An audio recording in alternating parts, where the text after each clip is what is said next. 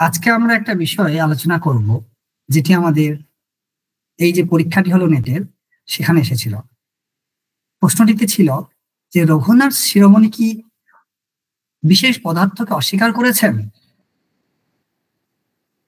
এই রঘুনাথ শিরোমণি আসলে বৈশেষিক দর্শন এবং ন্যায় দর্শন এর সমন্বয় সাধনকারী একজন দার্শনিক, অর্থাৎ তিনি ছিলেন নব্য নৈয়ায়িক। তার একটি বিখ্যাত গ্রন্থও রয়েছে, যেটির নাম হচ্ছে পদার্থ তত্ত্ব নিরূপণ। এই রঘুনাথ শিরোমণি একটু ভিন্ন ধর্মী দার্শনিক, একটু ইউনিক দার্শনিক, ব্যতিক্রমী দার্শনিক।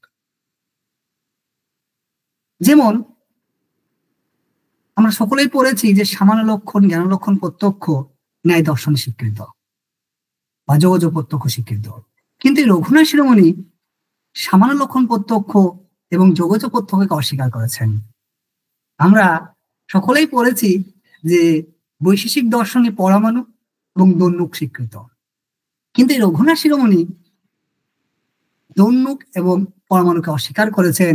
তিনি ত্রসরেণুকেই মূলাবয়ব বা শেষাবয়ব বলেছেন।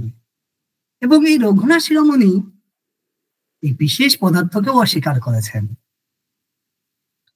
তার নিজস্ব স্বতন্ত্র পদ্ধতির মাধ্যম দিয়ে বিশেষ পদার্থ যে স্বতন্ত্র পদার্থ নয়, সেটি দেখিয়েছেন তার তত্ত্ব চিন্তামণি দিধিতে।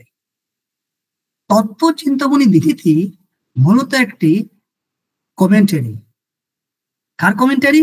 না, গঙ্গেশ উপাধ্যায়ের তত্ত্ব চিন্তামণি গ্রন্থের একটি কমেন্টারি এটি। তাহলে আজকের এই ক্লাস থেকে আমরা কিন্তু ছোট্ট একটি ক্লাসের মধ্যে আমরা অনেকগুলি ইনফরমেশন পেয়ে গেলাম রঘুনাথ শিরোমণি সম্পর্কে। আশা করছি তোমাদের এই ক্লাসটি ভালো লেগেছে।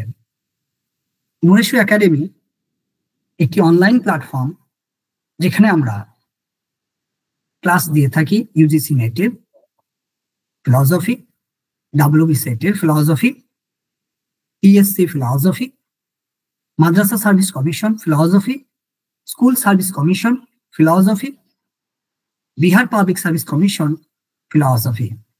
অর্থাৎ ফিলসফির যে কোনো কোচিং এর জন্য আমাদের সাথে যোগাযোগ করতে পারে।